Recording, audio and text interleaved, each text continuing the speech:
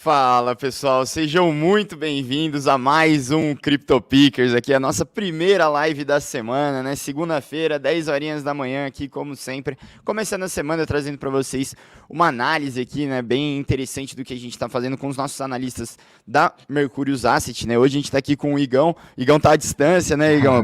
Onde você tá aí? Tô no Espírito Santo, rapaziada. É isso aí, tá no Espírito Santo, nossos mestres capixabas aí. Um abraço se tiver alguém aí do Espírito Santo assistindo a gente aqui hoje. Hoje a gente vai falar um pouquinho sobre Optimism e Arbitrum. A gente sabe que esse tema, né, de segundas camadas e soluções de escalabilidade da Ethereum está muito em voga, né, ultimamente, e obviamente sempre ali junto com o Polygon Matic, né, com outro tipo de solução, né, vem sempre ali a Optimism e a Arbitrum sempre competindo, né, e principalmente agora, né, que as duas têm tokens no mercado, o pessoal sempre pergunta pra gente, né, qual dos dois a gente prefere, o que a gente acha mais interessante. Então a gente decidiu fazer uma análise comparativa entre esses dois ativos, né, inclusive para o pessoal da Mercurius Pro, nessa quarta-feira a gente vai entrar mais a fundo em Optimism, certo, Igor? Eu falei certo, né? Exatamente. Essa semana é Optimism e semana que vem é Árbitro, né? Semana passada foi Arbitrum com Bills e essa Isso. semana vai ser Optimus.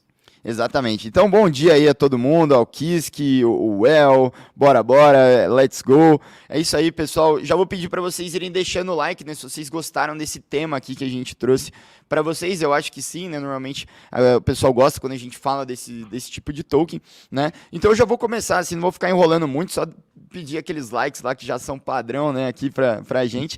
E eu quero perguntar para vocês aí, né, no chat, qual das duas moedas vocês preferem, né? Se vocês preferem Optimism e Arbitrum. Antes da gente enviesar aqui vocês, né, e falar um pouquinho da nossa opinião, mandem aí nos comentários pra gente saber com quem que a gente tá falando aqui.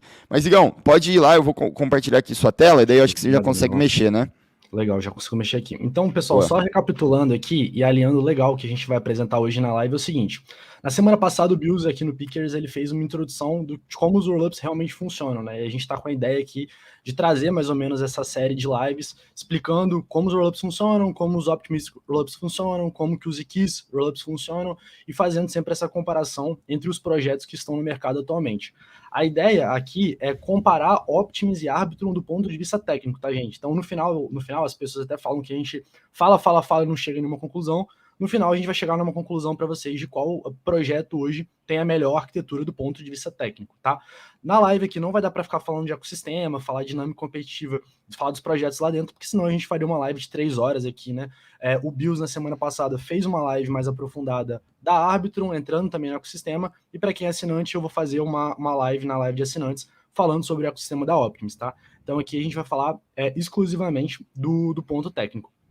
Quem não viu também a live do Bills na semana passada, aconselho fortemente, cara, porque foi uma aula de como os rollups funcionam e, assim, é um pouco, quase um requisito aqui para entender alguns conceitos. Então, se algum conceito não ficar claro, pode perguntar no chat, mas aconselho também que vocês vejam a aula do Bills da semana passada. Só dando uma breve recapitulada, eu vou passar algumas coisas que foram passadas na semana passada, para a gente começar aqui a nossa explicação e tudo ficar bem tangível, né? Aqui no slide, eu botei 3 exemplos que, de uma maneira muito simplificada, é como um rollup ele funciona, tá? De uma maneira muito simplificada mesmo. Aqui na primeira figurinha, que a gente tem o Step 1 aqui, é basicamente quando um usuário ele tem um fundo no rollup, né? Então vamos pensar assim: eu Igor, usuário da Optimus ou usuário da Arbitrum, eu tenho um capital travado lá na Arbitrum ou na Optimus, e eu tenho, por exemplo, não sei, 100 Ether. E eu quero tirar aquele Ether da Arbitrum e eu quero jogar ele para Ethereum, né? Eu quero voltar o meu dinheiro que ele estava na Layer 2 para Layer 1. Veja bem, gente, que eu já estou partindo do pressuposto aqui que vocês entenderam o conceito dos rollups. Mas então eu já tenho dinheiro na Layer 2 e eu quero passar esse dinheiro para Layer 1. O que eu faço geralmente é que eu queimo o meu capital lá, né? Então eu queimo a quantidade de dinheiro que eu tinha lá dentro e eu aviso através do contrato da bridge entre o rollup, naquela ponte que tem entre o rollup, entre a segunda camada e a primeira camada, eu aviso para ele que eu queimei o meu dinheiro na segunda camada e que eu quero receber ele de volta na primeira camada. Só que o código, né, a bridge, a ponte entre esses dois ecossistemas, que são as segundas camadas e a Ethereum propriamente dita, ele vai virar para mim e ele vai falar assim: poxa, você queimou, só que você tem que me provar que você de fato tinha aquele dinheiro lá dentro. Então, esse exemplo aqui é o exemplo, literalmente vamos botar assim, o final da última aula, que foi a aula que o Bills fez na semana passada. Porque esse exemplo aqui é o que faz com que a gente tenha hoje no mercado dois tipos de tecnologia. As tecnologias de Optimix Rollup e as tecnologias de Zero Knowledge Rollups, que na verdade, no fundo, são só segundas camadas que utilizam um princípio de prova diferente. A única diferença entre essas duas é que nessa etapa, quando a ponte, né, ela vira e fala para o usuário, e para a segunda camada, me prova que você tinha um capital lá dentro, que você fez alguma coisa lá dentro, e que você tem o direito de pegar esse dinheiro de volta, é através dessa prova que você basicamente diferencia esses dois tipos de tecnologia. O que é importante entender aqui, antes de passar, de fato, para a tecnologia de Optimus Rollup e entrar na explicação de Arbitrum e de Optimus, é que basicamente o Rollup otimista, né, esse Optimus Rollup, ele é uma maneira de você virar para a ponte, né, virar para esse mecanismo de comunicação entre duas blockchains diferentes, que é a segunda camada e Ethereum, e você deixar bem claro para ela que o que você fez é válido. Só que você faz isso de uma maneira que a gente chama de uma maneira não explícita, porque você não prova de fato que o que você fez está correto. O que você basicamente deixa disponível para os usuários, para quem estiver envolvido nessa operação, o que você deixa disponível são basicamente os ingredientes, né, para que caso algum usuário perceba que alguma coisa está errada, ele pode contestar com aquela informação. Diferente desses Zero Knowledge Rollups, que depois a gente vai fazer outras lives especificamente, que eles utilizam essa prova de validade. Então, quando eles depositam a prova, eles já meio que, através de uma matemática muito complexa, eles falam, isso aqui é verdade. Os rollups otimistas, na verdade, eles não fazem isso. Eles deixam bem à mercê ali para que os usuários eles consigam contestar essa informação. Danilo, ficou claro aqui? Eu estou tentando só recapitular o que foi falado na aula passada. Sim, eu acho que isso aí ficou bem claro, tá? Pessoal, inclusive, se alguém tiver dúvidas aí, podem mandar aqui nos comentários, né? Isso é uma parte bem importante para a gente conseguir seguir, né, nessa análise comparativa entre os dois, né? Acho que a gente precisa entender, primeiro, né, o que são esses roll-ups, para a gente entender os diferenciais competitivos de um e outro, né? Perfeito. E aí, a gente vai passar agora para a explicação de fato de como funcionam esses rollups otimistas. O Bills, na semana passada, ele basicamente explicou o geralzão, né? Como se fosse aquela teoria macro de como eles funcionam. Aqui agora a gente vai entrar num tipo específico, que são esses rollups otimistas, que utilizam esse princípio de prova de fraudes, né? Então, assim como eu expliquei, eles não deixam claro que o que aconteceu lá é verdade, eles, na verdade, eles depositam uma série de informações para que os usuários, os agentes envolvidos naquele sistema, possam contestar e possam verificar que o que foi feito ali é verdadeiro. Então, vamos lá. O que está aqui na figura aqui para vocês é basicamente embaixo é a Layer 1, né? Imaginem aqui que é Ethereum. E lá na Ethereum a gente tem um contrato, né? Um contrato inteligente, que é um contrato inteligente de um rollup. Então todo rollup ele tem um contrato inteligente que mora na blockchain da Ethereum. Eu não sei se vocês lembram da aula passada, mas a gente tinha explicado um modelo de rollup que se chama Smart Contract Rollup, que é basicamente um rollup que a única coisa que ele faz, né? A única coisa que ele tira da Ethereum é a execução. Por conta disso, todo o resto do processo fica na Ethereum. Por isso que ele tem um smart contract lá dentro, né? Então, de uma maneira, com muitas aspas aqui, é como se o rollup ele também fosse uma aplicação, só que a execução não está ali na Ethereum, está fora. Todo o resto está na Ethereum. Beleza. Esse rollup, ele vai receber ele pode mandar informações para um cara chamado sequencer. O sequencer, ele é basicamente um agente que mora numa segunda camada, que ele é o cara que fabrica os blocos da segunda camada. Ele é o executor da segunda camada. Ele é o cara que pega a execução da Ethereum, retira a execução da Ethereum, joga para um outro lugar, que não é mais a Ethereum, que a gente chama de segunda camada, e ele garante que a execução vai ser feita de uma maneira mais rápida, mais eficiente, etc., que os usuários vão poder pagar mais barato.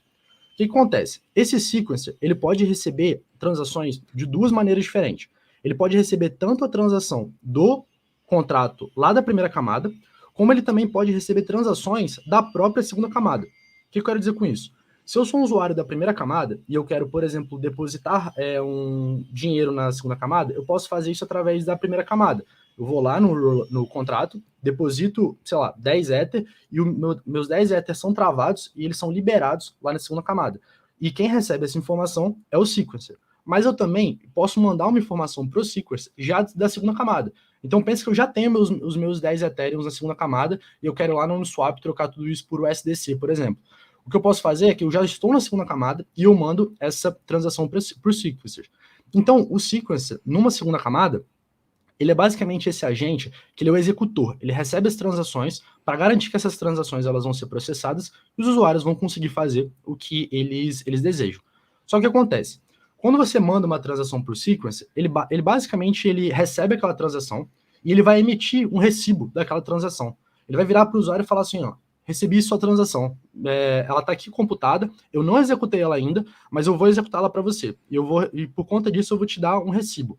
Esse é o conceito que a gente chama de soft finality, que é basicamente a finalidade amena, que é basicamente a promessa que o Sequencer me deu, que a minha transação ela vai ser executada. Eu não sei se vocês lembram desse desenho, ele é bem lúdico, mas acho que ele é bem fácil de entender também. Quando um usuário ele está numa segunda camada e ele quer depositar a sua transação dentro do... Ele quer que a sua transação seja inserida para ser executada, o Sequencer, que é basicamente esse carinha aqui com a coroa, ele gera uma pink promise, né? Ele gera tipo como se fosse aquela promessa de jurar de dedinho, né? Que ele vira pro usuário e vira e fala, ó, pode confiar em mim que eu vou executar a sua transação. Pode ficar tranquilo que isso vai, de fato, acontecer. E aí, o que o Sequencer faz é que, conforme as transações vão chegando nele, ele vai liberando esses recibos para os usuários e vai acumulando as transações, para que no final ele consiga executar todas essas transações, né? E futuramente depositar elas na Ethereum. Então, essa figura aqui, dá para ver que tem uma lista em cima, né? Uma lista embaixo, uma parte dela está de preto e uma outra parte está de cinza. E a parte que está de cinza, aqui nesse izinho N+1, recebe uma transação. Essa transação é a transação que o usuário virou para o Sequencer e falou, ó, estou te mandando minha transação, eu quero que você execute ela. O Sequencer vai guardar essa transação e ele vai, de antemão, gerar o que seria o estado daquela blockchain. Porque ele já consegue processar o que ele precisaria, o que precisa ser feito para que a segunda camada mude de estado. Só que ele processa isso de uma maneira indireta. Isso ainda não está, digamos assim, na Ethereum, né? Ele só consegue garantir isso porque ele é o agente que é o executor dos blocos dentro da Ethereum. Uhum. Isso é o que a gente chama de finalidade amena. É tipo assim, o Sequencer me garantiu que a minha transação vai ser executada, beleza? Mas ele não te dá uma garantia de tempo, ô Igor. Como é que funciona isso? Tipo assim, ela vai ser executada, mas quando? Então, aí eu já vou explicar o próximo passo. Beleza. Essa primeira garantia, ela acontece, por exemplo, na Arbitrum a cada 2 segundos. Então, eu executei, em 2 segundos ele me gera essa receipt, né? Ele me gera esse recibo de transação. Uhum. O que acontece agora é o que a gente chama de hard finality, que é essa finalidade, digamos assim, final, mais dura, vai. Que é o seguinte, o Sequencer, ele vai recebendo essas transações, né, e dos usuários, ou até mesmo da primeira camada, e ele vai gerando esses recibos. O que ele vai fazendo é, conforme as transações vão chegando para ele vai organizando elas em ordem mesmo, ou em ordem de chegada, que é a maneira como ele tem para poder fazer isso. Isso acontece porque principalmente nos rollups otimistas, mas com essa figura do Sequencer, a gente não tem aquele mecanismo onde as transações elas ficam paradas naquela piscina, naquela mempool que a gente chamava, né, que é onde, por exemplo, no Bitcoin e na Ethereum, você fica com algumas transações paradas ali até elas serem executadas. Isso não acontece no rollup. O Sequencer ele vai recebendo as transações e ele vai ou aceitando elas para elas serem executadas, ou ele vai recusando em tempo real. Então, ele vai organizando as transações de maneira organizada mesmo. Fica essa filinha que dá para ver aqui, espero que vocês estejam enxergando, logo depois do Sequencer. Aí o que ele faz é que ele vai... Deixa eu tentar dar uma aumentada aqui. Acho que assim fica melhor. Ficou bem melhor. Aí o que ele faz é que ele pega essa lista de transações, né, que estão na posse dele, isso aconteceu a cada várias e várias transações, ele pega essa lista, ele pega e basicamente comprime ela. Então ela junta todas aquelas transações numa transação só, que é aquela famosa transação que a gente vai mandar para Ethereum. Então ele pega digamos assim, um grupo de várias transações que, se fossem executadas na Ethereum, cada uma teria um custo, né? E os usuários teriam que pagar mais e estariam sujeitos à própria Ethereum. Ele faz isso de maneira off-chain, porque é fora da Ethereum, comprime todas elas e deposita essas transações, né, de uma maneira comprimida na própria Ethereum. Quando ele deposita na Ethereum, aí a gente realiza o que a gente chama desse hard finality, que é essa finalidade mais dura, né? Que seria basicamente, digamos assim, quase uma finalidade final. Que é de fato quando as transações elas foram agrupadas na Ethereum, aí o usuário ele pode ter certeza que o estado dele está, que a transação dele, né, está assegurado pela Ethereum, porque a informação dele foi armazenada para Ethereum. E esse processo ele demora, por exemplo, na Arbitrum, a cada 1 a 3 minutos. Então, 1 a cada 3 minutos na Arbitrum, e aí, Danilo, respondendo sua pergunta, isso vai para Ethereum. O que é preciso entender é que quando o usuário está tendo aquela finalidade amena de 1 a 2 segundos, isso não significa que a transação dele vai ter que vai ter que ser comprimida e vai ter que ser mandada para Ethereum para poder ser executada. Não, ela vai ser executada assim que ela cair digamos assim, na mão do sequencer, e quando ele conseguir, ele vai executar. Isso é um período que pode variar, mas tende a ser na faixa dos segundos ali. O que acontece é que a transação dele só vai ser final do ponto de vista do sequencer, do criador de blocos, quando aquela transação ela foi enviada na Ethereum. Porque quando ela foi enviada para Ethereum, agora eu tenho uma segurança da Ethereum que a minha transação ela foi computada, beleza?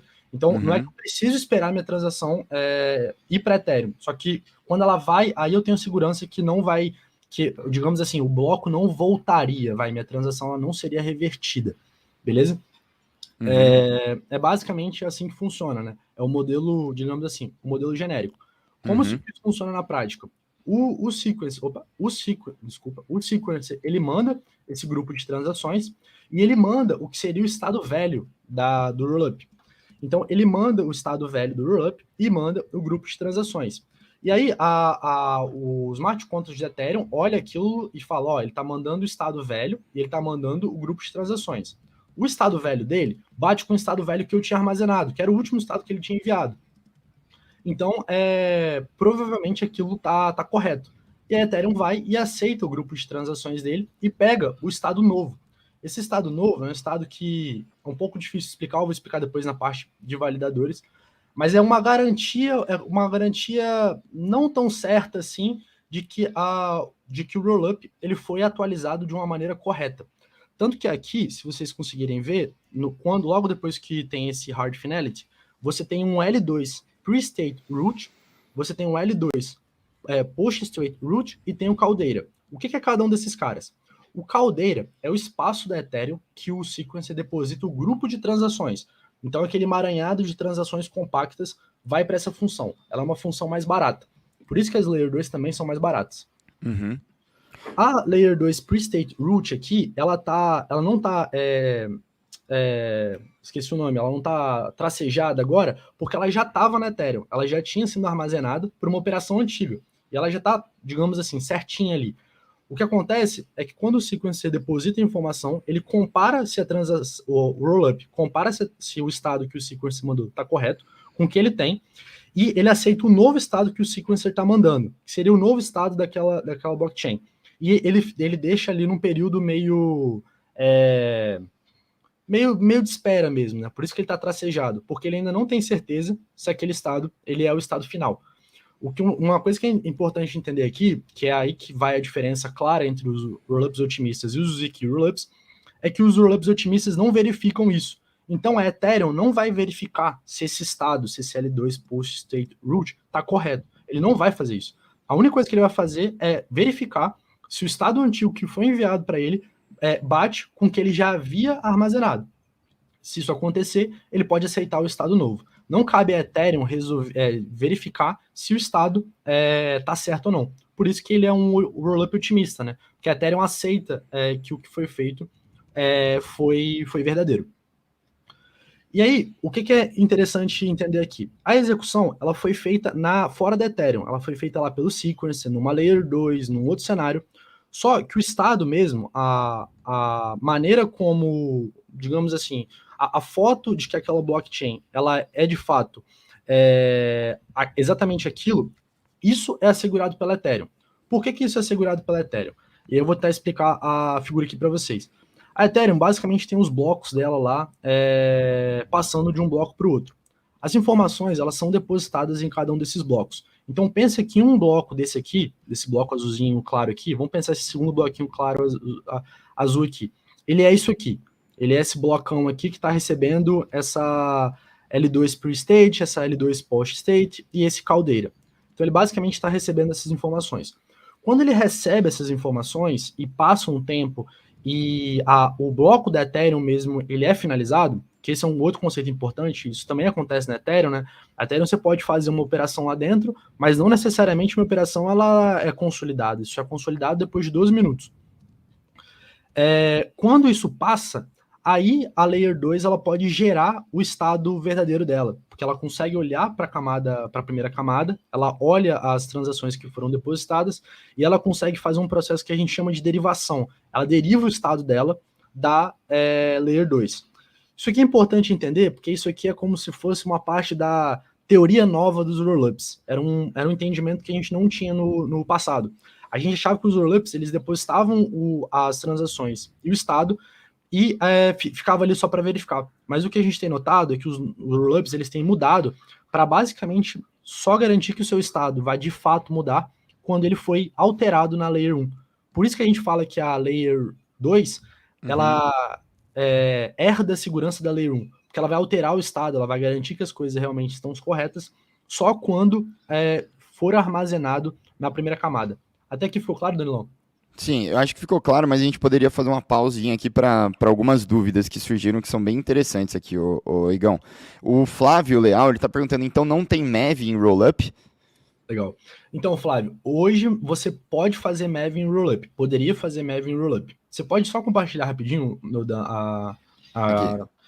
deixa eu só voltar aqui. Ó, pensa aqui no sequencer, né? O sequencer ele vai recebendo as transações.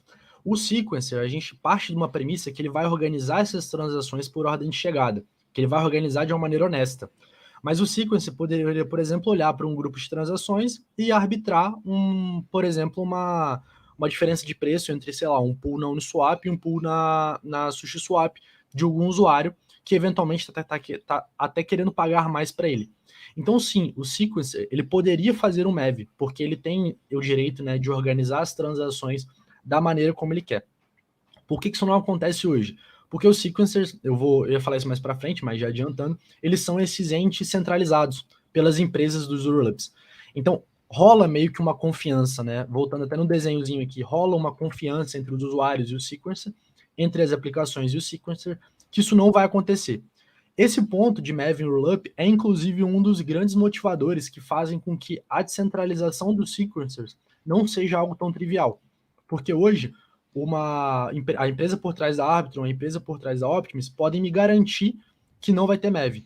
Se a partir de amanhã qualquer um pudesse ser um sequencer da Optimus ou da Arbitrum, o que me garante que não vai rolar MEV lá dentro?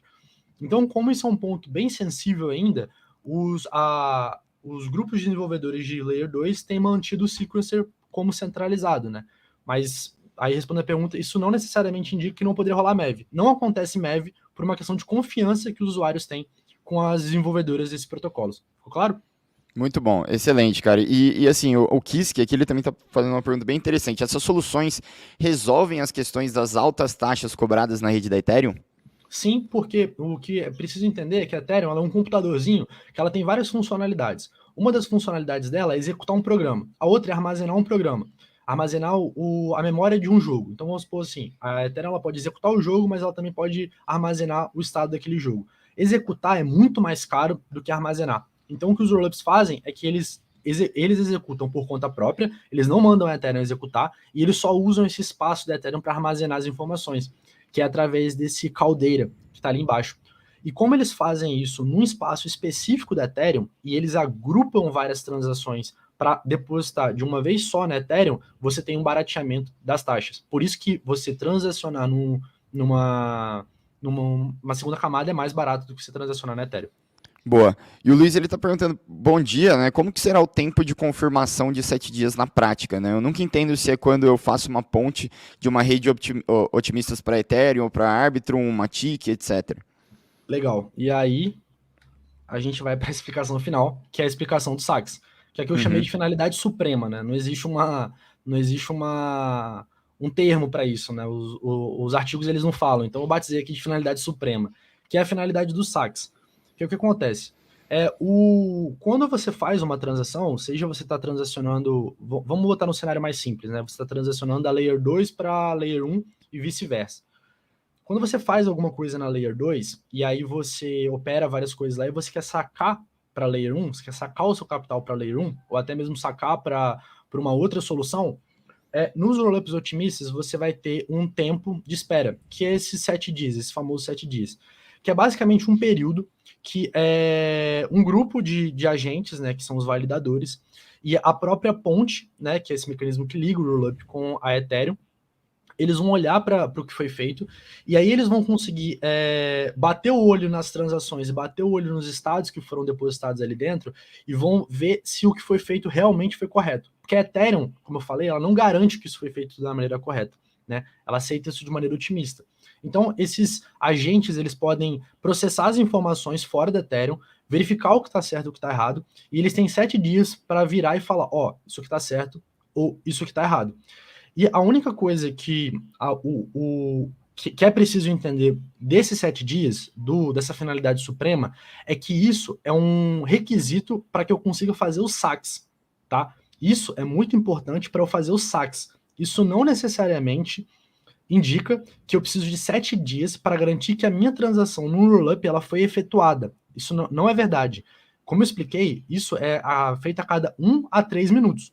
O que eu preciso esperar 7 dias é para sacar o meu dinheiro, para tirar de fato o meu dinheiro. Inclusive, se por algum motivo a ponte que liga o rollup e a Ethereum quebra, o rollup não para. As transações ali não param de ser executadas. O estado ali não para de ser executado. O que para de acontecer é que a camada base, a Ethereum, não tem uma visualização do que está acontecendo na segunda camada. Isso pode gerar algum problema com uma aplicação. Mas para o usuário final, isso não significa que o rollup ele parou de funcionar, entendeu? Então, esses 7 dias, ele é feito só para essa questão dos saques. Que aí, quando esse período de 7 dias ele passa, né, que esse challenge period aqui, a Ethereum ela tem garantia que aquele estado novo que foi postado para ela não tinha garantia, agora ela tem garantia que aquele estado é um estado correto, porque ninguém contestou ele. Aí ela vai e libera os saques. Boa. Inclusive, os 7 dias ele é um paradigma, né? O que eu até resolvi trazer aqui para vocês é que os 7 dias é um paradigma atual. Tem muito desenvolvedor, eu li alguns artigos que bateram muito nessa ponte. Esse período de uma semana, ele não é um período que ele é assim, precisa ser uma semana porque fizeram contas e 7 dias é uma maneira ideal. Na verdade, ele é um mecanismo bem genérico, assim. Inclusive, os desenvolvedores de rollups otimistas discutem que isso poderia ser feito em 3 dias, em 1 dia, conforme for, né? Eu trouxe um trecho aqui de um artigo da Jump Crypto, que é um VC, que eles são bem técnicos, assim, que eles falaram que, inclusive, na visão deles, os 7 dias eles poderiam ser 2 épocas na Ethereum, né? 2 épocas na Ethereum dá 13 minutos, dá 12,8 minutos. Qual que é a visualização deles? Eles acham que é o seguinte, a partir do momento que eu depositei as minhas provas na Ethereum, depositei aqui as minhas provas aqui na Ethereum, o bloco da Ethereum, para, digamos assim, a gente finalizar ele, demora 6,4 minutos, né, para eu passar para um novo bloco, vamos botar assim. Só que a Ethereum, ela só finaliza os blocos dela a cada 12,8 minutos. É o mecanismo como a Ethereum funciona. Então, a minha transação, mesmo na Ethereum, ela só é garantia que ela realmente vai ser finalizada a cada 12,8 minutos. Então, na visão da Jump Crypto, se eu deposito a minha prova num bloco da Ethereum e daqui a 12,8 minutos ele é verdadeiro, né, ele vai ser finalizado de fato, então, na visão deles, esse, por exemplo, poderia ser o período ideal para os 7 dias. Porque na visão deles, os usuários eles poderiam olhar as informações num período de 13 minutos e basicamente ver se as coisas ali, elas estão certas ou não, tá? A questão dos 7 dias aqui é que ele é muito mais um período conservador para que os usuários eles consigam garantir ali que o que foi feito foi correto. Beleza, Danilão? Eu acho que parece até natural, né, esse tempo reduzir ao longo de que a gente vai tendo, né, melhorias ali nos modelos, né, de rollups, não? Exato, inclusive uma das ideias que pensa é que a gente poderia montar outras bridges, né? Assim, eu não acho que foi o Flávio que perguntou, não lembro agora, porque ele tinha comentado a possibilidade de se movimentar de um rollup para o outro, né? Se você montar uma bridge, por exemplo, que é a bridge, eu montei uma bridge, eu e o Danilo, a gente montou uma bridge e a gente montou um mecanismo ali para poder ficar verificando as transações dentro da bridge. dentro do roll-up, desculpa. Se a gente perceber que nada foi feito de maneira errada, a gente pode liberar o seu dinheiro antes. Talvez pegar uma taxa disso, mas assim, a gente poderia meio que agilizar o serviço, né? E se alguma coisa acontecesse de errada, foi porque a gente verificou de maneira errada. Não, boa. Não, beleza. Acho que da parte de entender como funciona o roll-up, né? Acho que tá bom. A gente precisa começar agora a comparar Optimus e árbitro, né? Show. Senão a live vai ficar de 1 hora e meia. Inclusive, pessoal, quem tá curtindo aí a live, vamos deixar o like aí. Tem 150 pessoas aqui assistindo. Nem batemos os 100 likes aí. Vamos deixar o like aí pro Igão, nosso careca favorito aí. O Medeiros, o Medeiros já tá falando merda nos comentários. Não vou nem ver, senão não vou conseguir mais fazer a live. Não, Beleza. continua aí. Então, vamos explicar agora o modelo da Arbitrum, o modelo da Optimus, para a gente poder comparar, né? Eu expliquei o modelo geral para vocês. Eu não vou explicar essa figura maluca desse jeito, né? Vamos quebrar ela. Basicamente, o que a gente tem aqui é o modelo de como que a Arbitrum funciona. A Arbitrum ela tem um trabalho do sequencer e ela tem um trabalho do validador. As transações da Arbitrum seguem esse diagrama louco aqui, mas vamos quebrar ele por partes, né? Vamos entender primeiro aquele trabalho do sequencer, que foi o trabalho que eu expliquei. Como eu falei, o sequencer ele basicamente pega as transações dos usuários que estão nesse quadrado 1, ele processa ela e vai ordenando, e ele vai gerando essas garantias amenas, né? Esse sequencer feed, que ele vai gerando a cada 2 segundos. Quando chega um determinado período, de 1 a 3 minutos, ele pega as transações, compacta elas e manda para a camada base da Ethereum. E ele usa esse algoritmo de compactação chamado Brotli. Isso é importante porque, dependendo de quão eficiente é o seu algoritmo de compactação, você consegue colocar mais transações no mesmo espaço por um preço menor, o que é bom para o usuário. Então aqui já fica um ponto de alerta para vocês entenderem que não é só um rollup ser otimista. Ele precisa ser otimista, mas ele precisa ser otimizado também. As pontas de execução dele têm que ser eficientes. E a maneira como eles compactam as transações e mandam para a Layer 1 é um grande diferencial que um rollup otimista ele tem que ter, beleza? O que acontece agora é que isso que eu expliquei é tudo em relação à execução. Então, é tudo para o usuário final poder transacionar e as transações virem de fato para Ethereum. O que acontece é que dentro da Arbitrum a gente tem um trabalho do validador, né? Que ele é o agente que ele vai verificar os estados e garantir que o estado da Arbitrum ele é verdadeiro. Porque o sequencer ele não tem, digamos assim, poder de alterar o estado. Ele só está transacionando, ele só está alterando, processando transação, executando transação. Quem vai de fato atualizar o estado da segunda camada vai ser esse validador. O validador ele recebe as transações do sequencer de maneira organizada. Ele vai rodar um programinha chamado State Transition Function, que é um programa que é como se ele estivesse rodando a máquina da Ethereum. É como se ele estivesse fazendo a execução da Ethereum, né? E aí ele vai gerando esses estados que deveriam ser os estados da segunda camada, beleza? E conforme ele vai gerando esses estados da segunda camada, ele vai postando esses estados na camada base da Ethereum. Então dá para ver que são dois processos. É um processo só para executar, deixa eu tô até fazendo com a mão errada aqui. Um processo só para executar, que é o trabalho do sequencer. Aqui o usuário vai sentir na prática, vai sentir na pele o que está acontecendo naquele rollup. E aqui é o trabalho do validador, que ele vai olhar para o que o sequencer está fazendo, está transacionando, e garantir que o estado daquela blockchain, daquele rollup, vai ser atualizado e que ele está sendo feito de uma maneira correta. Ficou claro? Boa. E aí, o que acontece? Onde que entra o período de contestação lá, né? Os famosos 7 dias na Arbitrum. Basicamente, a Arbitrum, depois da atualização que ela fez, a Nitro, ela mudou um pouco o mecanismo de como essa contestação de 7 dias ela pode ser realizada. Isso é feito através de 2 passos. Uma prova interativa e uma prova em um passo. Vou explicar mais como que funciona. Mas primeiro eu vou tentar explicar um pouco o conceito da prova interativa. E aqui eu vou tentar fazer um joguinho, não sei se vai dar certo, o Danilão vai ser o meu teste. Danilão, se eu te dou uma lista de vários números, e você sabe que esses números estão ordenados, tá? Do menor para o maior. E eu viro para você e falo assim, Danilão, eu preciso que você ache o número 44 para mim. Você não sabe os valores dentro daquela lista, mas você sabe que eles estão ordenados. Qual que é o primeiro valor que você vai chutar? E não é o valor do número, é a posição dele nessa lista.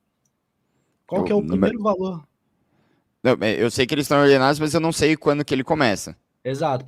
Do 1 pode ir pro 10, depois pode ir pro 15, depois pode ir pro 20. Você não sabe. Eu chutaria o primeiro, então. Você chutaria o primeiro. Então, se você chutar o primeiro, se eu te pedir para você procurar um número e você chutar o primeiro número, o que acontece é que se você tiver errado, Se eu virar para você e falar, pô, Danilão, não é esse número, o número é maior que esse. Naturalmente você iria para o próximo valor. E aí, se tivesse errado, você iria para o próximo valor. Se tivesse errado, você iria para o próximo valor. O problema é que se você fizesse isso, você ia demorar muito. Porque conforme essa lista fosse aumentando, você tem que procurar um número por número. Qual que é a Faria maneira mais sentido fácil? eu começar pelo do meio, né? Porque daí Exato. eu sei que se você fala menor, você fala que é menor, eu tenho só metade, né? Se você fala que é maior, eu tenho só metade também.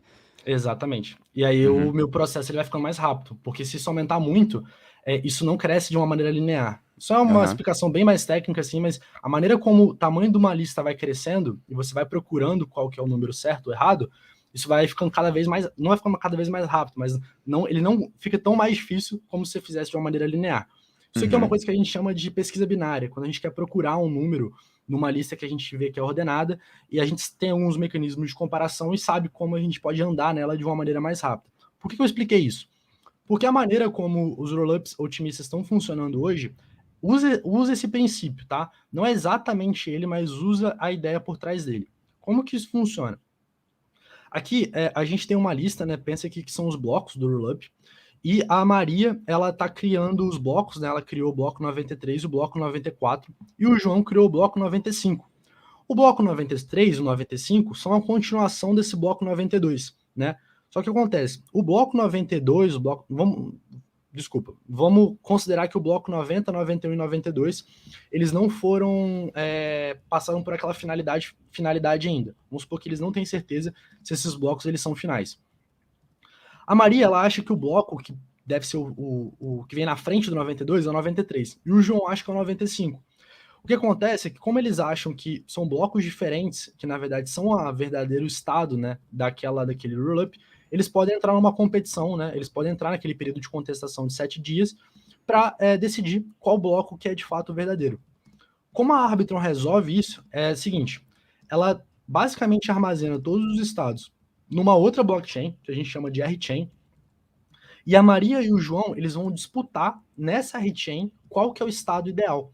Só que a Maria e o João, eles vão começar já por onde eles concordam. Então, é como se eles virassem um para o outro e falassem assim, beleza, a gente discorda que é o 93 ou 95, mas qual foi o último lugar que a gente concordou? Ah, foi no 92, que foi nesse último bloco confirmado. Então, a partir de agora, eles vão ter que executar as transações e tentar chegar no acordo para ver onde eles erraram entre que levou à divergência da criação do bloco 93 e do bloco 95. Cada um está apostando no seu. E isso funciona mais ou menos utilizando esse mecanismo que eu expliquei. Porque eles basicamente vão procurando, procurando de uma maneira mais eficiente, mais rápida, né, mais interativa, onde que eles passaram a discordar, e a partir daquele momento, quando eles acham um ponto de discordância, eles mandam para Ethereum, então tudo isso foi feito fora da Ethereum, eles mandam para Ethereum, e aí de fato eles viram para Ethereum e falam assim, ó, é aqui que é o ponto de discordância. A Ethereum executa a transação, verifica quem está certo, e quem está certo ganhou a discussão, né, ganhou aquela contestação, e o bloco daquela pessoa é o bloco que está valendo. Então vamos supor que a Maria ganhou aqui, o João, ele apostou no bloco 95, né, ele colocou um capital ali para poder, para afirmar que aquele bloco estava correto, e a Maria apostou no bloco 93. No final a Maria poderia estar certa e o João perdeu o dinheiro. Por que a gente tem esse mecanismo de aposta? É para basicamente as pessoas não ficarem apostando em todos os blocos. Elas têm que apostar exatamente onde elas acham que é o de verdade. E como eu falei, quando eles chegam, eles ficaram fazendo essa prova interativa, né? Ficaram fazendo esse mecanismo nessa rechain, fora da Ethereum, tentando achar o ponto ideal. Quando eles acham um ponto ideal, eles só mandam para Ethereum o ponto de discordância, o ponto onde as duas, vamos botar assim, os dois blocos de fato divergem. E é a partir daquele bloco que isso vai ser alterado. Uma coisa que tem que ficar entendida aqui é que quando eles acham esse ponto de discordância, isso não necessariamente significa que tudo que foi feito depois daquele bloco vai ser alterado. Por isso que a gente fala que não é sua transação ela não vai ser executada só depois de 7, ela não vai ser finalizada só depois de 7 dias. Porque pensando naquela estrutura de hashes de uma blockchain, vamos supor que eu fiz a minha transação é a transação L3 aqui, né? E ela vai para o hash 1, que vai para o top hash. Vamos supor que o ponto de discordância da Maria e do João foi no L1. Não foi nem no L2, foi no L1. E o L1 modificou o hash 0, que modificou o top hash. rodando esse mecanismo interativo, eles conseguem chegar a um ponto de discordância, entender que quem estava errado no final da história era esse L1. E aí eles só precisam mudar o L1. Então, não necessariamente o meu L3 ele vai ser modificado, né? Porque eu estava naquele período de 7 dias. Na verdade, não. O que vai ser alterado é provavelmente toda a árvore que dependia daquela transação que foi feita errada no passado. Entendeu? Então, é mais ou menos assim que a Arbitrum funciona hoje, e por isso que a gente resolveu aqui desmistificar um pouco como os rollups otimistas funcionam. Cara, assim, vamos falar especificamente da Arbitrum agora, né? Qual que é a vantagem dela funcionar dessa maneira? Por que ela escolhe funcionar dessa maneira? Só pra gente tentar dar uma resumida, assim, na nossa opinião sobre a Arbitrum. Legal. Porque antigamente, se a gente pegasse esse modelo, vamos supor que esse modelo aqui não fosse esse modelo interativo, né? Não tivesse sido esse modelo interativo que a Arbitrum implementou. Se eles tivessem que.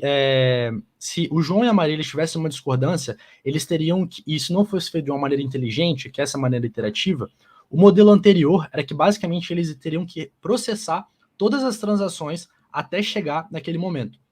Isso poderia ser feito de uma maneira off-chain, como já é feita hoje com a Rechain, mas dependendo de como se fizesse o período de contestação, eu teria que mandar tudo isso para Ethereum. Então a Ethereum teria que, na verdade, processar tudo até o ponto de discordância deles.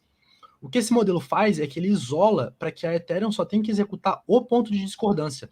Ele não tem que executar, digamos assim, toda a fila que leva para os dois caminhos, né? Ele não teria que executar, por exemplo, do 90 ao 93 e do 90 ao 95 para ver qual que estaria certo. Ele só precisaria executar até o 92, ele já tomaria como verdade e ele só tentaria encontrar a transação que difere do 93 para o 95.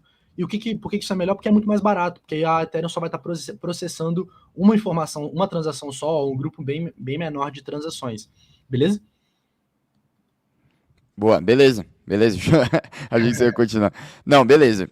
Eu acho que então a gente pode tentar focar basicamente nisso, assim, tipo, nas diferenças entre Arbitrum, né? Já que a gente entendeu como a Arbitrum funciona, a diferença do que a Arbitrum faz, dessas vantagens que você falou, para a Optimism agora. Para a gente tentar chegar na conclusão de qual que é melhor. Legal. E aí a gente, para finalizar aqui a Arbitrum, quem são esses validadores, né? Que são os validadores que eu tinha explicado, que são esses caras que ficam vigiando os estados do rollup. Basicamente, hoje tem 3 tipos de validadores na Arbitrum. Os validadores ativos, opa, minha câmera aqui. Os validadores ativos, os validadores defensivos e os validadores vigias. O validador ativo é quem de fato está escrevendo ali nessa R-Chain, né? Basicamente atestando, guardando o estado do rollup. E ele, em teoria, no seu estado ideal, ele deveria fazer stake para poder estar escrevendo naquela cadeia. O validador defensivo é um cara que ele não está escrevendo na blockchain, mas ele está olhando o que o validador ativo está fazendo para garantir que o que o validador ativo está fazendo é correto. Caso o validador ativo faça alguma coisa errada, ele coloca capital em risco, né, em staking também, para entrar nesse período de briga, de contestação com o validador ativo. E por fim, existe um cara chamado validador vigia, que é um cara que basicamente ele serve para ficar olhando, né? Ele é igual ao validador defensivo.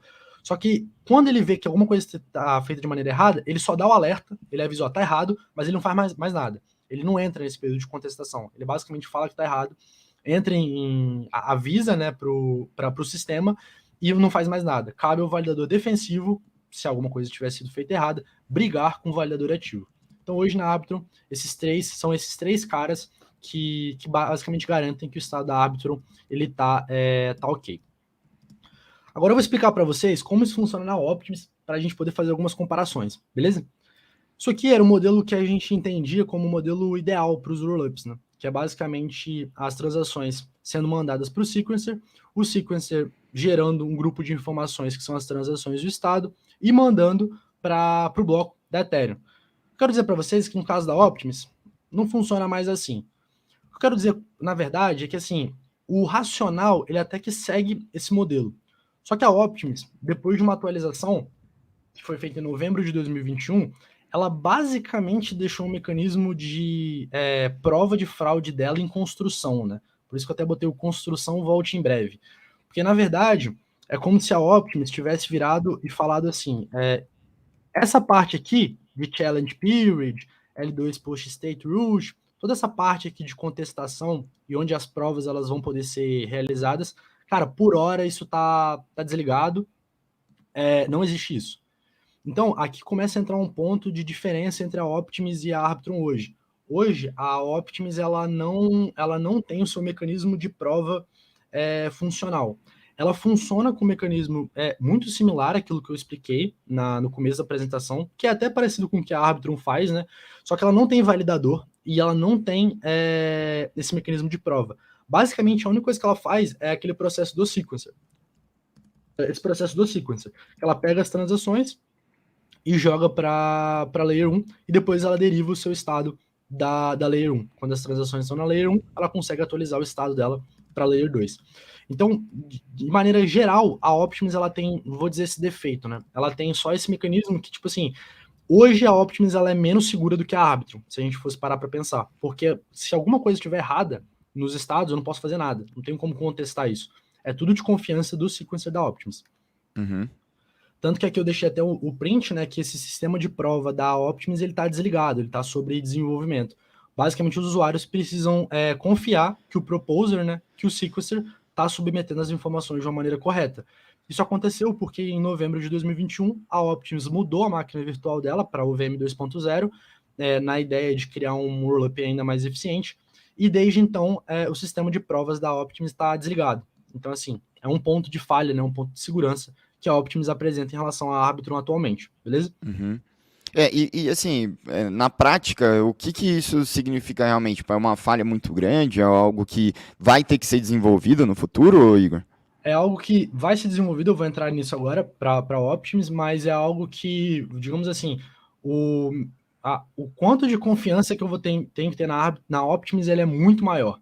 Porque Uhum. o processo de execução deles, da Arbitrum e da Optimus, é igual, vai. É o sequencer, ele ordena, manda para Ethereum, é igual. Se alguma coisa der problema, na Arbitrum tem os validadores fazendo meio de campo ali, tentando resolver o problema. Na Optimus eu não tenho quem faça isso.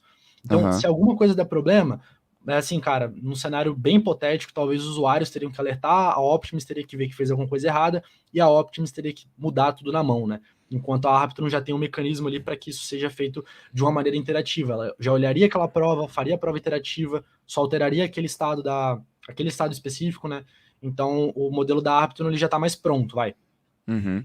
E o Kiske aqui ele está perguntando se isso explica por que que a Optimus é mais rápida nas transações, já que eles não têm esses validadores das rollups. Cara, parte do processo, isso não explica o processo como um todo. Sim, o rollup ele é mais rápido porque ele não precisa aguardar essa confirmação dos validadores. O sequencer só processa a transação e manda depois para a Ethereum, e depois o estado ele é verificado, né? Então é diferente da Ethereum, que basicamente ele tem que olhar a veracidade das informações, né, e garantir que aquilo está correto. O rollup, Uhum. como ele só joga a execução para fora da cadeia, ele consegue fazer isso de maneira, tipo assim, não é dane-se, mas é tipo, cara, tá tudo na Ethereum, se alguma coisa der errado, olha para Ethereum, entendeu? Uhum. Isso aqui. E o Salomão já falou, hoje, então explorar o ecossistema da Optimus é maluquice? Cara, não é maluquice. A gente vai entrar em alguns pontos aqui, se a gente fosse ser bem ao pé da letra, explorar todos os ecossistemas seria uma maluquice. Diria talvez que a Arbitrum ela tá um pouquinho mais avançada, mas ainda assim ela tem pontos de falha, tá? Não Uhum. é, não é um ecossistema perfeito, beleza? Boa. Beleza. Aí aqui, só para poder contextualizar o que eu expliquei, por que a explicação foi até mais rápida de Optimus, porque ela funciona muito parecido, né? Ela tem um sequencer centralizado, igual a Arbitrum. No caso da Arbitrum é o dela, né? O da Off-Chain Labs, e o da Optimus é da Optimus Foundation. Só que a Arbitrum tem os validadores para verificar que os estados estão corretos, e a Optimus não tem, né? A Optimus ela desligou esse mecanismo em novembro de 2021. Então essa é a diferença, digamos assim, principal que a tecnologia dos dois hoje apresenta, tá? Uhum. E aqui é só um comparativo mesmo, como eu falei, esse state validation, né, a maneira como eles atestam a veracidade do estado, né, a Arbitrum ele tem o fraud proofs, esse int, né, que é o interativo que eu expliquei, e o da Optimus está em desenvolvimento. A Arbitrum também tem um modelo dos validadores, né, para propor os blocos, e a Optimus ela não tem mecanismo porque o sistema de provas dela não foi implementado, beleza? Então, isso quer dizer que a Arbitrum ela é 1000 vezes melhor que a Optimus. E aqui eu trouxe um comparativo para vocês de uma análise de riscos, né, que a gente tem da Arbitrum contra a Optimus. A Arbitrum, ela tá em amarelinho ali só em 2 pontos, né? Porque ela tem ali o grupo de validadores dela, que é um grupo fechado de validadores, E o smart contract dela pode ser atualizado, mas ele pode ser atualizado num período de tempo, né? A comunidade pode ver o que está acontecendo. Já a Optimus, ela não tem um sistema de validadores, né? Porque ela não tem um sistema de prova.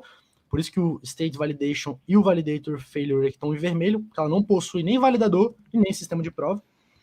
E o contrato inteligente da Optimus, ele pode ser atualizado quando o time bem entender e os usuários eles não ficariam sabendo. Então, se a gente fosse fazer uma análise de risco bem grosseira dos dois, a Arbitron ela tem sim um produto mais seguro, beleza? O Magal tá perguntando por que eles desligaram, né? Qual que é a razão alegada? A razão, Magal, é que eu vou inclusive entrar agora, é porque a Optimus ela tem um plano mais, digamos assim, ousado de criar um sistema de provas mais robusto e um modelo de rollups mais robusto, né? Que é o que eu já vou entrar. E por conta disso, eles acharam que era melhor desligar o modelo de provas agora, porque quando eles fizeram a atualização da máquina virtual deles, estava dando muito problema. E como eles iriam trocar o modelo de prova deles uma hora, eles acharam melhor desligar o modelo de provas para pensar em introduzir ele no futuro. E o Kiss que ele tá perguntando se a gente pode dizer hoje que a Arbitron é mais segura do que a Optimus. Cara, de maneira geral, se a gente olhar as duas da maneira como elas são hoje, a Arbitron ela é mais segura porque ela tem esses mecanismos de garantia. Ela tem um sistema de fraud proof implementado e ela tem um grupo de validadores, né? Que é um grupo de validadores fechados, mas ainda assim é um grupo de validadores que não depende só da Arbitron, né? Saquei. E aí, será que a Arbitron ela tá tão atrás assim da. Desculpa, a Optimus ela é tão pior assim que a Arbitron? E aí, por isso que eu falei que é tudo uma questão de roadmap, né? A Optimus, ela tem um roadmap, até respondendo, acho que foi a pergunta do Magal, ela tem um roadmap um pouco mais ganancioso, ambicioso, do que ela quer ser como roll-up, né? Tanto que tá até o meme, né? E eu falei para eles que é o roadmap, porque esse roadmap ele existe desde novembro de 2021. E aí a gente vai explorar ele aqui com vocês. Basicamente, o roadmap da Optimus é criar uma atualização, lançar uma atualização chamada Bedrock, né? Ou cama de pedra. E essa atualização ela é dita pelo um dos desenvolvedores, que é inclusive o desenvolvedor da IP4844, a Protodunk Sharding, que visa melhorar a experiência ali da Ethereum. Ele chama ela de o The Merge for Optimus, né? Então, esse Bedrock seria o que foi o merge para Ethereum, ele seria o que seria esse nível de atualização para Optimus. A figura tá bem ruim aqui, tá, gente? Isso aqui foi uma palestra que eu achei do Proto, que 200 pessoas viram, e que os slides eram de horrível qualidade, mas eu vou tentar explicar para vocês aqui o que está acontecendo. Hoje, os rollups, antigamente, na verdade, os rollups, eles basicamente se comunicavam com a Ethereum diretamente pela máquina virtual deles, a EVM.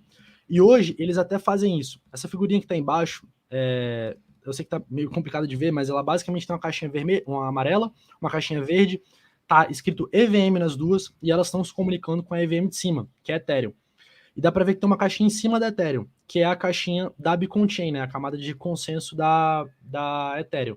Hoje, o mecanismo de interação entre os rollups com a Ethereum é basicamente feito através dessa comunicação entre duas máquinas virtuais muito parecidas, que é a EVM com alguma coisa que é muito parecida com a EVM. E os estados são mandados de um lugar para o outro. O que acontece é que quando a gente migrar para o modelo da IP4844, a gente vai ter um espaço específico para os rollups, que são esses blobs. Então dá para ver agora, e espero que dê para ver, que esses quadradinhos coloridos embaixo, eles não estão se comunicando mais com a EVM, eles estão se comunicando, na verdade, com o blob. E esse blob é um espaço que ele visa, digamos assim, substituir aquele caldeira. Ele visa basicamente ser o novo espaço, né, o novo local que as informações vão poder ser armazenadas. E, na verdade, o esquemático não está muito bom aqui, o próprio Proto tinha comentado na palestra, mas esse blob ele é parte da camada de consenso da Ethereum, e não mais da camada de execução. Então, os rollups agora eles vão ter que aprender a se comunicar com essa camada de consenso da Ethereum, já que até então eles estavam se comunicando com a camada de execução da Ethereum. E aí o Bedrock, que é essa atualização da Optimus, ele visa justamente preparar a Optimus para que a Optimus seja um rollup otimizado para esse novo tipo de comunicação que vai acontecer com a Ethereum. Gente, o Proto é literalmente o autor da IP4844. Quando ele fala isso, é porque realmente fica uma pulga atrás da orelha, que existem ali detalhes específicos do porquê a Optimus quer fazer isso dessa maneira, beleza?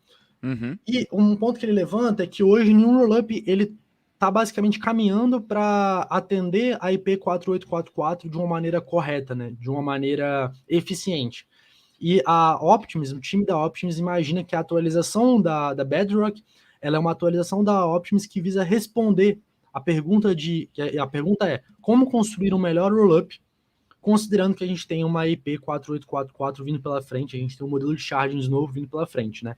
E o Proto, né, e a equipe da Optimus acham que a melhor maneira de fazer isso é fazer com que a Optimus ela seja muito parecida com a EVM. Ela tem que ter uma máquina virtual, né, o software lá dentro tem que ser muito parecido com o que a EVM ela é, porque essas comunicações elas vão ser feitas de uma maneira mais fácil. De uma maneira bem simplificada, a Bedrock ela visa resolver todos esses problemas aqui, tá? Eu vou passar bem rapidinho para um deles, eu vou direto ao ponto depois. Ela visa melhorar a sincronização e propagação dos blocos, ela visa criar um ambiente de execução mais próximo da GEF, que é a máquina da Ethereum, aproveitar as ferramentas que já tem na Layer 1 para Layer 2, melhorar o sistema de compressão, que é aquele ponto que eu bati quando eu estava explicando a árbitro, melhorar esse sistema de derivação dos blocos e, por fim, implementar um novo sistema de provas, o Cannon, que é o modelo que foi desligado da Optimus. Né? A Optimus não tem hoje o modelo de prova, eles querem implementar o modelo de prova, que é esse modelo novo. Igor, o que significa tudo isso? Transações mais rápidas e baratas no fim do dia, é basicamente isso. Mas também um modelo mais permanente. A Optimus ela quer criar um modelo mais modular, digamos assim. Um modelo que no futuro, qualquer uma dessas atualizações seja feito de uma maneira muito mais simples. E como que isso vai acontecer? Hoje, a segunda camada, nesse modelo pré-Bedrock, que eu estou explicando para vocês, a segunda camada, basicamente, ela faz duas coisas.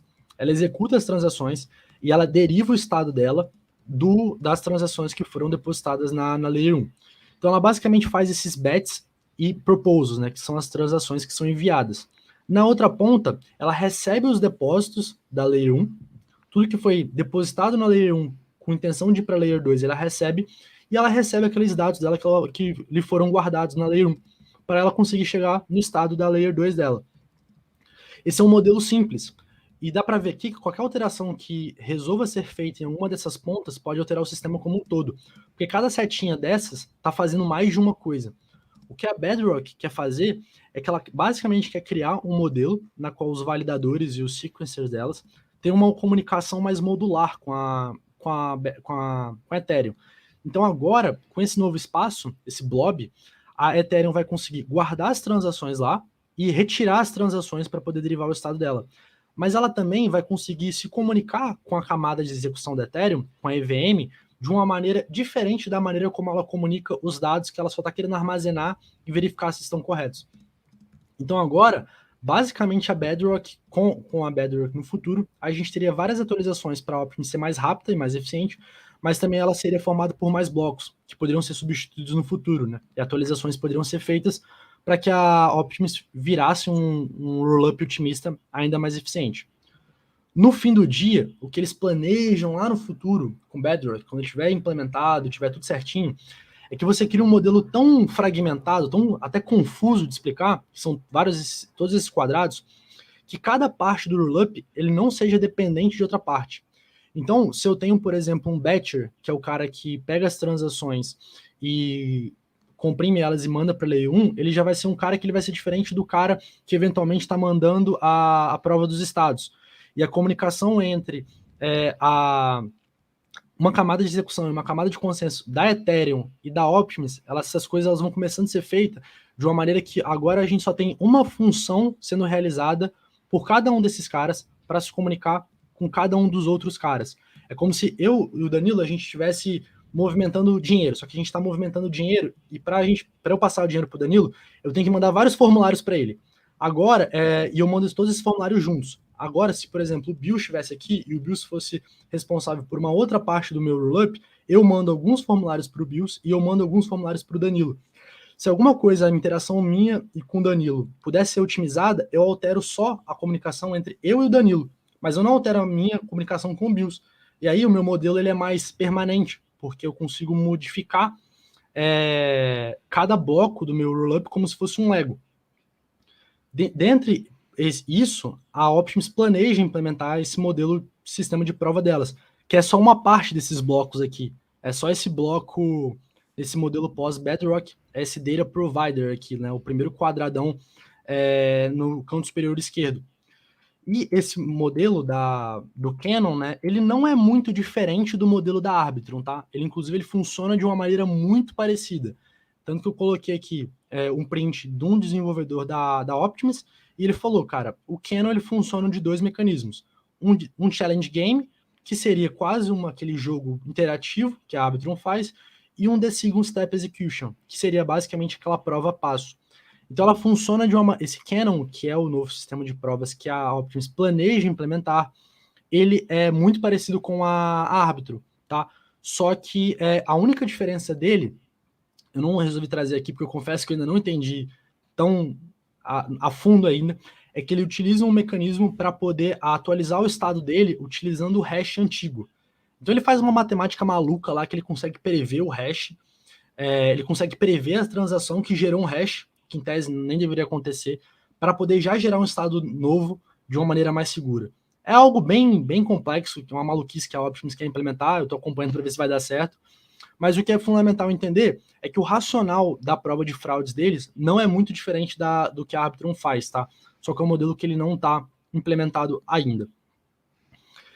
E só para vocês entenderem um pouco de roadmap, a Bedrock ela é um projeto, uma atualização que está extremamente atrasada. Ela é igual o Merge, ela já deveria ter saído há muito tempo. A Optimus gosta tanto da Ethereum que ela copia até os atrasos da Ethereum. E já era para ter saído, se eu não me engano, no final do ano passado, não saiu, e eles basicamente fizeram uma atualização numa rede de teste da Ethereum em janeiro desse ano para atualizar a Optimus nessa rede de testes com o Bedrock, tá? Então, em tese, isso já está rodando numa rede de teste. O que acontece é que o time da Optimus, eles são muito cautelosos, assim, então eles demoram muito para poder fazer uma atualização, porque eles querem ter certeza que está tudo sendo feito da maneira mais correta possível. E aqui eu trouxe para vocês o print, basicamente, das últimas discussões dos fóruns de governança, na qual eles já adiaram mais uma vez a entrega, né, a data final, para que o Bedrock seja implementado e aí a Optimus possa resolver aqueles problemas de segurança que eu tinha mostrado para vocês quando eu comparei em relação à Arbitrum, tá? Então, hoje é uma proposta que está sendo ainda discutida, né? Tanto que ele está numa versão final aqui, ele começou a ser discutido há um mês atrás, mas a gente não tem data para Bedrock ainda, né? Uma atualização que visa ele deixar a Optimus mais segura, mais eficiente, mas por hora a gente não tem uma data final de quando isso vai acontecer, beleza? Uhum. E o que é legal da Bedrock? A Bedrock ela é a primeira entrega de uma coisa que a gente chama de OpenStack, que é, para quem acompanhou o anúncio da Coinbase com a Optimus, a Coinbase vai basicamente lançar uma segunda camada que vai usar a tecnologia da Optimus. E essa tecnologia se chama OpenStack. A Bedrock é uma atualização que ela é como se fosse o primeiro filho dessa tecnologia, né? Ela é um conjunto de tecnologias que visa criar rollups assim, rollups que são extremamente modulares, que cada parte dele possa ser feita por um agente, que toda vez que der problema ou precisa atualizar alguma coisa, eu atualizo só aquela parte. E o mercado acabou ficando, chamou a atenção, né, a Coinbase lançando esse projeto juntamente com a Optimus, porque é uma prova, né, que o produto da Optimus, né, o OpenStack, ele de fato, ele vamos dizer assim, ele parece estar caminhando para um caminho interessante. O OpenStack, eu gosto de chamar que ele é um grande Lego, né, por isso que eu tinha explicado o exemplo do Lego lá atrás. Porque a vantagem dele é que, assim, poxa, velho, eu tenho um rollup, meu rollup faz várias coisas. Ele executa, ele precisa garantir que o estado tá certo, ele precisa puxar a informação da Layer 1, ele precisa garantir a comunicação da Layer 1 com a Layer 2 está correta ali. São várias comunicações. Se eu precisar substituir alguma delas, ou se alguma delas já está desatualizada, com o OpenStack, eu simplesmente conseguiria trocar só um bloquinho. Por isso que no legal da modularização e o legal do OpenStack é que tudo vira um grande Lego para Optimus. Toda vez que uma pedra trocar só uma dessas partes. Então, é exatamente o modelo que eu expliquei aqui. Caso algum desses meus pontos, né, não sejam eficientes mais, ou eles possam ser otimizados, eu poderia alterar só eles, sem necessariamente ter que mudar o rollup todo. Explicando de uma maneira mais abstrata, o OpenStack, a gente poderia, por exemplo, mudar a máquina virtual, né, a execução do meu rollup. Eu conseguiria mudar o mecanismo de como o meu sequencer funciona, se é um sequencer centralizado, se é um sequencer descentralizado, eu consigo mudar se é a minha camada de depósito de informação, né, essa Data Availability Layer, se ele vai ser na Ethereum, na camada de execução, se ele vai ser no IP4844 no futuro, e eu até posso mudar o mecanismo como eu deposito as minhas provas. Hoje, a Optimus, ela funciona com esse modelo otimista, né? Que vai funcionar com esse modelo Canon. Mas se no futuro eu tô cansado de prova de fraude e eu quero implementar um ZK na minha Optimus, eu quero que agora a Optimus vire um ZK Rollup.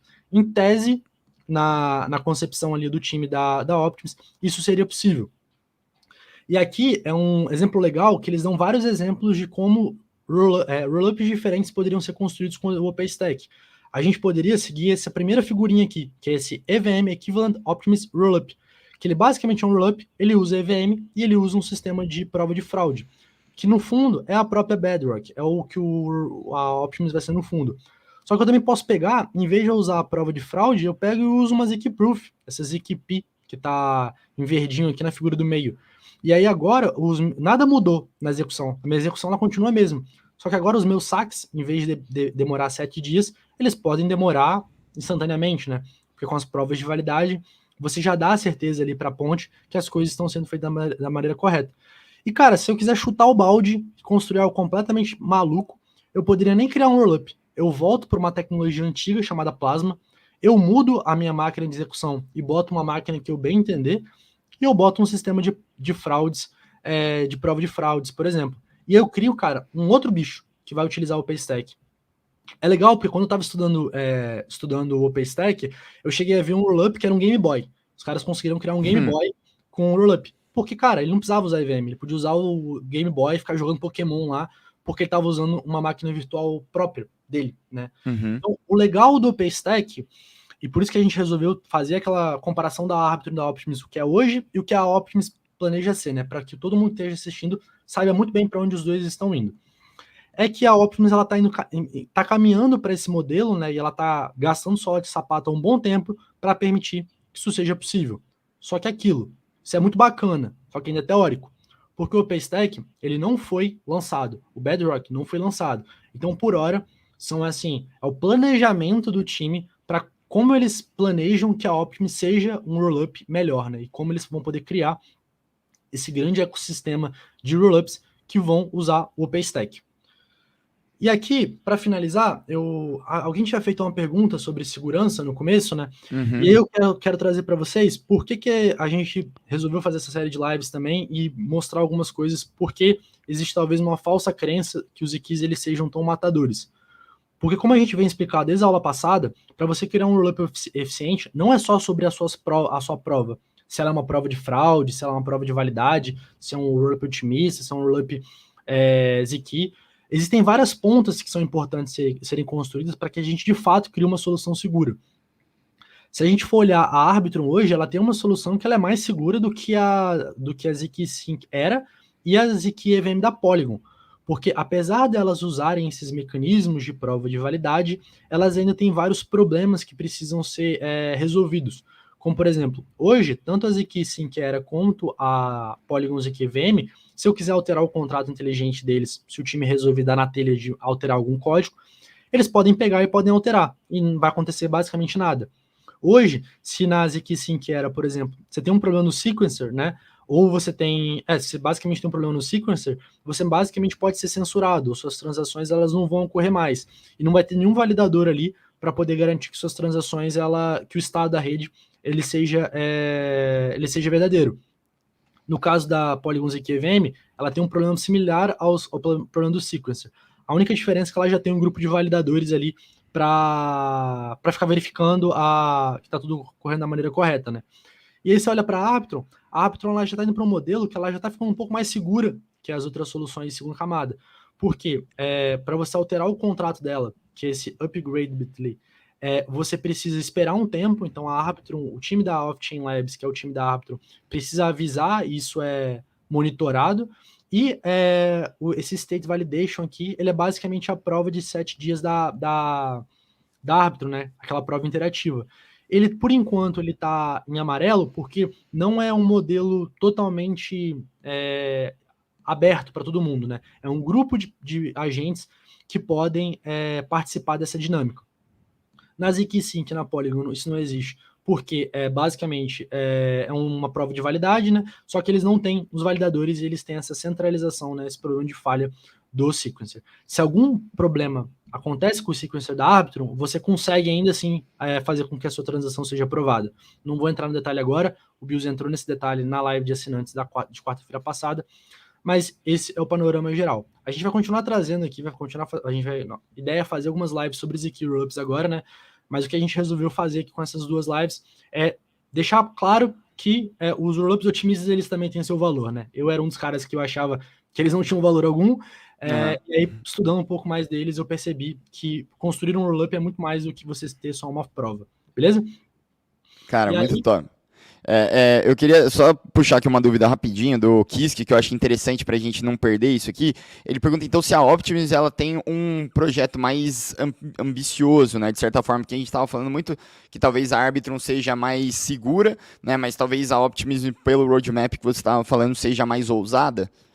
cara, essa é uma visualização que a gente está tendo por hora, tá? A Arbitrum ela anunciou um programa chamado Arbitrum Orbit, que a gente está estudando ainda para entender melhor, que parece ser algo parecido com o Paystack da Optimus, mas a gente ainda não tem certeza. A Optimus ela já tem desenvolvido isso há muito tempo, há quase 2 anos. Então eu diria que, talvez eu não diria que eles foram mais ambiciosos, tá?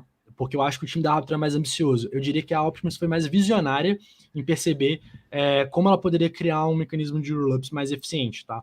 Não é à toa, e por isso que eu trouxe até o print aqui, né, do Proto, que é o autor da 4844 e é um desenvolvedor da Optimus. Em janeiro desse ano ele já estava comentando a possibilidade de você construir um rollup e quando você achar que faz sentido, você muda a sua prova de fraude de uma prova de fraude para uma prova de validade, porque com o Paystack isso seria possível. Então eu vejo muito mais o time da Optimus como grandes gênios e pessoas muito, muito boas e visionárias do ponto de vista técnico do que do ponto de vista ambicioso, porque eu acho que se eles fossem ambiciosos, eles estariam correndo um pouco mais para lançar essas soluções o quanto antes, tá? A Optimus, né? A A Optimus tá Optimus, falando. desculpa. Tá, legal. Ó, e a Rafaela aqui até tá falando, ó, que aula ouviu o Igor. Realmente, cara, que aula tivemos até agora. Vamos deixando o like aí, pessoal. Estamos chegando a 150 likes já. É muito importante pra gente, né, conseguir divulgar cada vez mais. E essa é uma análise que eu tava até conversando com os meninos aqui. Eu falei, cara, eu acho que eu dou um NFT aí da Mercúrios agora que a gente tá distribuindo nas lives. Eu dou um NFT exclusivo pra você que achar uma aula em língua portuguesa tão completa quanto essa aí que o Igão tá trazendo pra gente. Vamos deixar o like aí que é de graça, gente, pelo amor de Deus. Aí, ó, o Kisk aí, sensacional. Muito bom, Igão. Vamos tentar partir já para a parte final, tentar comparar as duas e fazer um resumo, né, do que é melhor, né, que acho que é a pergunta realmente dessa live. E é aquele negócio, quando a gente fizer a linha do tempo, vai ser o que o pessoal vai pro final, né, só para saber a nossa opinião. Mas a gente precisa sempre, pessoal, a gente sempre vai precisar embasar muito bem na sua opinião. Se a gente chegar aqui e falar nos primeiros 5 minutos, tal é melhor do que a outra, o pessoal já vai ir, já vai comprar $100 mil em Optimism ou $100 mil em Arbitrum e depois vai xingar a gente porque não ouviu a análise inteira. Então, beleza, é um pouco mais chato, é um pouco menos sexy, mas é isso que a gente acha o certo, assim, né, pra vocês. Por isso que a gente precisa da ajuda de vocês nos likes aí, porque senão a gente vai sempre perder pro pessoal que fala, ó, compra Optimism que vai multiplicar por 1 milhão. É isso. Então, para finalizar, né, cara, eu não sei o que acontece, que toda vez que eu upo o slide no StreamYard, ele desformata, né? Então, Vem do lado, né? desformatou um pouquinho, mas eu vou ler aqui para vocês, tá, gente? Então, a ideia, qual que foi o racional aqui da live e até para a gente chegar na conclusão? Eu expliquei para vocês o modelo da Arbitrum, eu expliquei o modelo de como a Optimus planeja ser, e ficou muito, imagino que tenha ficado claro que já tem um modelo mais operacional, um produto mais completo, né, e até mais seguro, enquanto o outro tem um roadmap um pouco mais visionário, né, até seguindo a pergunta que foi feita. Então, dado isso, hoje a Arbitrum, ela sim, possui um produto que a gente considera mais completo e com menos pontos de centralização. Eu preciso confiar menos no time da Arbitrum que eu preciso confiar no time da Optimus. Então, isso já é um ponto de vantagem para a Arbitrum. A Arbitrum também, ela já está construindo outras soluções. Eu não entrei aqui nesse detalhe, porque senão a gente ia ficar fazendo 3 horas de live, né? E o Bills até comentou na live de assinantes da quarta. Mas a Arbitrum, ela também já vem com novos produtos que ela planeja lançar, como a Arbitrum Nova, a Arbitrum Orbit, que eu acabei de comentar, né? Que é um modelo que planeja ser um Paystack ali, né? Mas são mais novidades. E no fim, eu até pontuei que eu considero que a Arbitrum ela ganha mais na velocidade, né? Historicamente, a Arbitrum ela não é a que está desenvolvendo há mais tempo. A Optimus é inclusive uma das pioneiras nessas soluções otimistas. Só que a Arbitrum sempre consegue sair na frente da Optimus, consegue acertar no momento de mercado, consegue lançar a solução primeiro, consegue fazer uma atualização primeiro, enquanto a Optimus ela demora muito para que as coisas sejam feitas, né? Precisa que tudo seja muito certinho para que a Optimus lance alguma coisa. Por isso que eu falei, o produto hoje da Optimus ele está menos completo, tem mais pontos de centralização e o roadmap deles é menos claro. O roadmap que eu quero dizer assim, eu não tenho uma visualização muito clara de datas. Eu sei o que eles querem fazer, né? Mas eu não sei muito bem como isso vai acontecer. E é um roadmap que, na minha opinião, eles deveriam deixar mais claro, porque são pontos que vão resolver esses pontos de centralização que a Optimus tem hoje. A equipe da Optimus ela tem uma visão mais modular, em linha com o que o mercado está caminhando, respondendo até aquela pergunta da equipe deles talvez não ser ambiciosa, mas eu acho que eles talvez sejam um pouco mais visionários, assim, do ponto de vista tecnológico, e a OP Stack ela pode virar o jogo, né? Caso ela seja lançada com sucesso ali através do Bedrock e através do cliente principal que a Optimus tem hoje, que é a Coinbase. Então, esse é um ponto que eu considero bem importante. A Optimus tem um grande cliente hoje, né, que é a Coinbase. Então, assim, existem informações que a gente não sabe, né? A gente é limitado ali ao que os desenvolvedores eles passam para a gente, mas, cara, a Optimus ela tem o desenvolvedor da IP 4844 e a Coinbase resolveu utilizar a tecnologia da Optimus. Assim, vale aquele ponto de dúvida em relação a que tipo de tecnologia eles estão construindo, tá? Então final do dia, uma solução é mais completa, é uma solução mais robusta, né? Isso é fato, tudo que eu expliquei aqui prova isso. Mas no outro ponto a gente tem uma solução que não pode ser descartada, tá? Que tem um time muito bom e tem um roadmap de desenvolvimento tecnológico ali muito interessante. Então, no geral, é isso. Boa. Cara, muito legal, assim, eu tava lendo aqui alguns comentários, né, que ó, o Kisk, por exemplo, né, falando que a Arbitrum hoje ela é mais estável e confiável, mas vejo a Optimus mais promissora, né, mas por mim as duas são ótimas, né, e eu queria muito falar sobre essa última parte dele, né, que beleza, as duas são ótimas, só que nenhuma delas a gente tem em carteira ainda, né, o que a gente está buscando, né, ver desses roll-ups ou ver desses ativos, né, eu sei que as duas, né, têm tokens até recentes, né? Uma um pouco mais recente do que a outra, mas o que para vocês faltam ainda ali nesses dois ativos? Cara, entra um pouco aquela discussão até de Chainlink, assim, são ótimos projetos, mas não necessariamente o token vai refletir nessa dinâmica, né? Então, por exemplo, Optimus. Optimus é um projeto muito interessante, tecnologia muito boa, o time é muito bom, mas o tokenomics é bem quebrado, assim. Então, o token, de fato, não agrega, não captura muito valor do próprio ecossistema. É um token com o free float que a gente chama, né? A quantidade de tokens em circulação é muito baixo ainda, né? Então tem espaço para muita diluição. E no caso da Aptron a gente está discutindo ainda, né? No caso da Aptron, inclusive, a gente vai discutir amanhã se a gente vai de fato querer alocar ou não, né? No nosso comitê que a gente faz todas as terças-feiras. Tem alguns pontos positivos, do ponto de vista de produto, principalmente, mas do ponto de vista de tokenomics também a gente precisa discutir, porque ambos os projetos, na minha concepção, têm esse ponto de falha, né? Até mesmo por como foi o lançamento deles, o lançamento de token deles.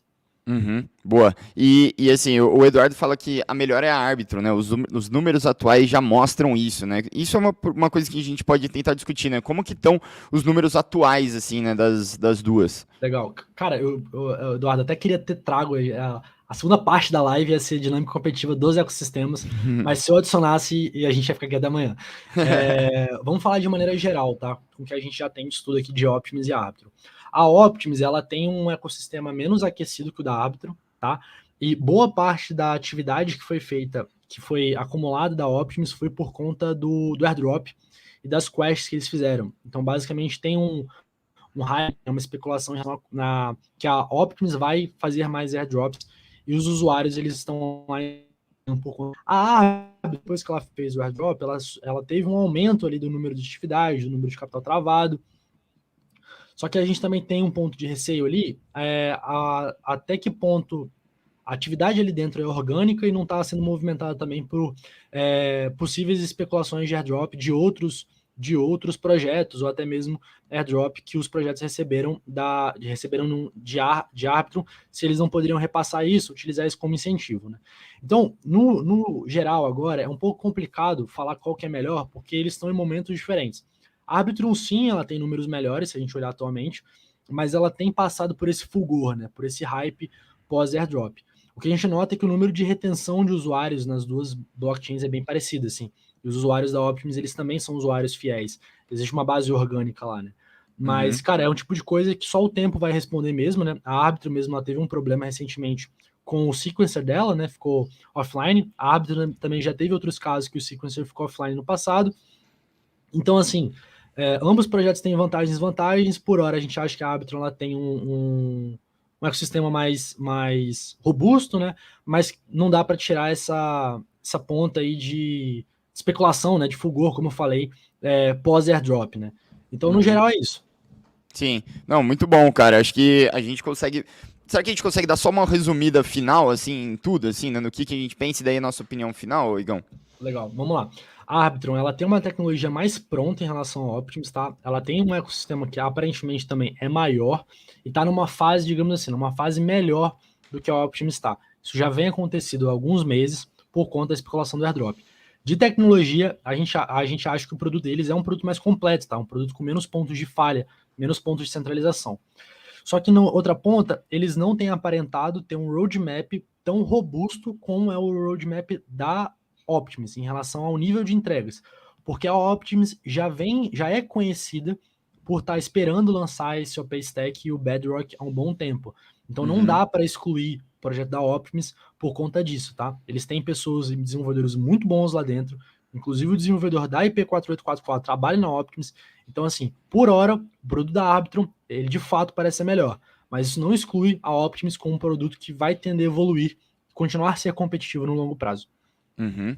Boa, legal, cara. Muito bom, excelente análise aqui, pessoal. Lembrando, eu queria fazer só um último lembrete para vocês, né? Estamos exatamente uma semana de começar o desafio Checkmate, né? Que vai ser uma sequência de aulas aí que o Carlos está montando com toda a nossa equipe de análise para ser a melhor semana de análises da Mercúrios, tá? A gente vai fazer 5 aulas e é para ser as 5 melhores aulas que a gente já fez aqui, tanto em termos de conteúdo, em produção, de todos tudo que a gente pode oferecer para vocês. Vão ter vários entregáveis, né? A gente vai dar relatório, vai dar parte de aula, vai assim muita coisa que a gente quer passar ali para vocês durante todas essas 5 aulas. Todas as 5 vão acontecer às 19 horas, né? Tava perguntando aqui, acho que o Andy, né? Tava perguntando se tem previsão para voltar o horário das 19 horas.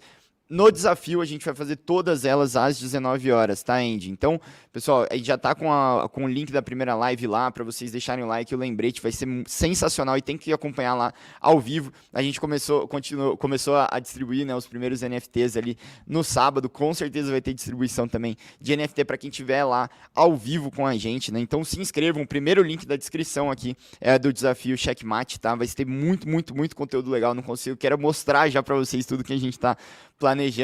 E na sexta-feira a gente tem a abertura das novas turmas da Mercúrios Pro, né? Então o Igão aí falou, né, para vocês que na quarta-feira ele vai estar com a gente lá para falar um pouquinho de Optimism, né? Então se vocês quiserem ter ainda mais conteúdos, né, e todas as alocações que a gente tem em carteira, né, olhar, ver o nosso resultado, ver as nossas proteções, assistir os cursos que a gente já gravou, que a gente está regravando todos eles aqui para vocês.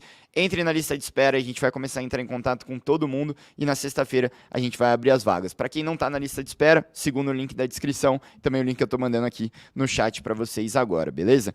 Espero que vocês tenham curtido bastante aí, né, todo o conteúdo, né, aí o pessoal falando que curtiu bastante, que a aula foi muito top e tal. Cara, muito legal. Espero que vocês tenham curtido bastante. Deixem um like aí para análise do Igão. E no mais, é isso aí. Estamos chegando quase a 1h30, né, de live aqui. Então é isso, pessoal. Agradeço muito a todos vocês que estavam aqui com a gente. Uma ótima semana para vocês e até mais. Tchau, Valeu, tchau, gente. pessoal.